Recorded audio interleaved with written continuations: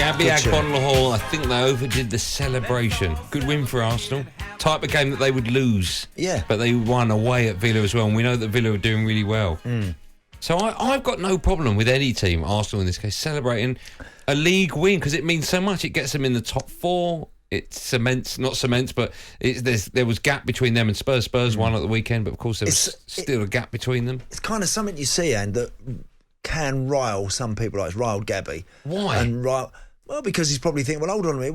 You're celebrating that, going that crazy, and yet you haven't done anything yet. It's still a long way to go. You might not get there, but I honestly don't really have an issue with it, and I think that it's something that I get can be encouraged from within the club. If the coach is encouraging that at the end of the game, to let's jump up and down and go mad if we've won wherever it is. If you're encouraging that and it's working, well, fine. It's certainly working for Arsenal at the minute. It is working for them. I was a bit disappointed, Villa, the weekend, because they just never really got up to speed and got going. On the back of that defeat from Arsenal against Liverpool, which I was actually at the Emirates for that one. They didn't play bad first half. But I was hoping Villa were gonna throw a bit more at them, and they couldn't quite get it going. So for Arsenal, it's a great response again when some fingers and some criticism is coming their way. But you want to see that passion, don't you, in your team? We saw it with Everton when they scored. I think it was against Wolves, wasn't it? That last-minute winner. Newcastle won. Newcastle, right? The 1-0 win. We saw it with Frank Lampard. We saw it with with Everton players, with Everton fans. Yeah. Why shouldn't Arsenal celebrate a win like that? Again, I genuinely don't have a major issue with it. And I think, listen, we've seen down the years, we've seen teams that are serial winners that win a game and they just shake everyone's hand and off they go, clap your own fans and in you go. Well, Arsenal are not at that point yet. They're, as I mentioned earlier, I think they're a team that are emerging. They are getting better. They are growing at the moment, and so everything that they're doing at the moment, why not go for it, big it up? Let me ask you this question. I'm not asked this, but we've spoken about it on Drive Time before. If Arsenal with Mikel Arteta finish top four, you've done a Mikel Arteta there as well. Did I go like that with Mikel Arteta? Yeah. No, I don't think I did. You did, I'm telling you. I don't think I did. Mikel Arteta. Did I? Or on Arteta? Yeah. Mikel Arteta. Did I? Yeah. Did I do that? I saw it. I saw the tongue just slightly poking out. You got a problem? You got a problem with Elizabeth? No, I haven't. But it's just on the back of what was it called earlier? Mikel. The Daith. What was it? The Daith piercing. The piercing. It was the Daith piercing. Yeah. Anyway, as I was saying before you interrupted me, Mikel Arteta. Yeah. Bearing in mind they lost their first 3 games of the season. They were bottom of the Premier League. Under massive, wasn't he? Under the cosh, big time. If they get 4th or even 3rd, but 4th, is Arteta in the running for Manager of the Year? Much of that will depend on which way the big honours go. Because I think it's only about the Premier League. So let's just say that Man City. Are you talking about just the Premier League Manager of the Year? Yeah. Beg your pardon. Yes.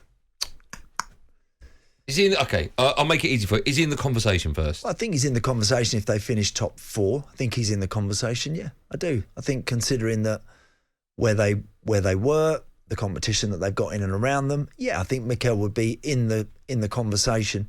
I still think the hardest thing to do, even for some of the best teams, is to win and to keep on winning. So I would think, if I'm being honest, if Liverpool come from 14 points back or 13 back on City and end up winning it, which they could well do, then I think Klopp would get it. Okay, if Man City win it. If Man City win it, look, it's still an incredible achievement and he is an astonishing manager, as I've said. But should he get it over Arteta or Arteta? I would say Pep should get it over Arteta. So basically whoever wins the Prem should be Manager of the Year. But it's not. Doesn't always feel quite as straightforward as that. But I think if Mikel finishes 4th, I think he's done well. And I think he's done very well. And because they've had to make some big calls along the way. Look at Aubameyang at the minute. A massive call. Look at who's flying, by the way. He's like knocking them in left, right, and centre. And was hardly trying a leg in an Arsenal shirt. It was the right thing to do, I think, to get him gone. Because every time I watch him, I think it looks like he just signed that incredible deal. I'm like bothered, every time I watched him, he looked like he couldn't be bothered to get going. Now, there's no question in his goal scoring pedigree. Look at his numbers, wherever he's been very capable in that respect. And look, he's gone to Barca. Good luck to him. You have to accept that. But Arsenal are a better team without him right now.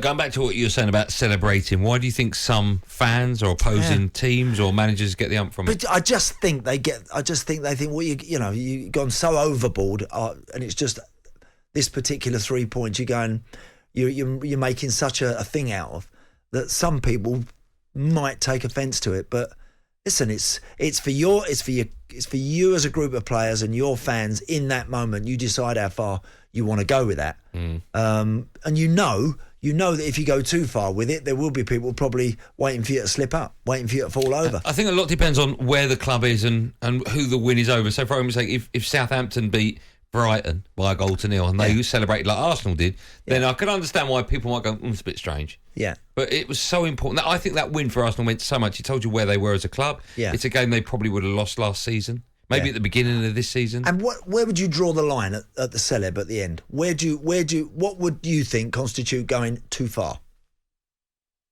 What, as the players on the pitch? So, like, if say that was United. Say Arsenal beat United at the weekend. Yeah. Right? What would you have looked at? You just said to me you didn't think what they did was that bad. You think but what is it that you think constitutes going too far? Like if the manager was jigging up and down and they're all going mad and all shirts coming off.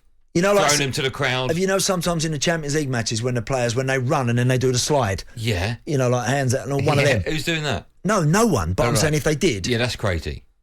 So you would get the ump with that?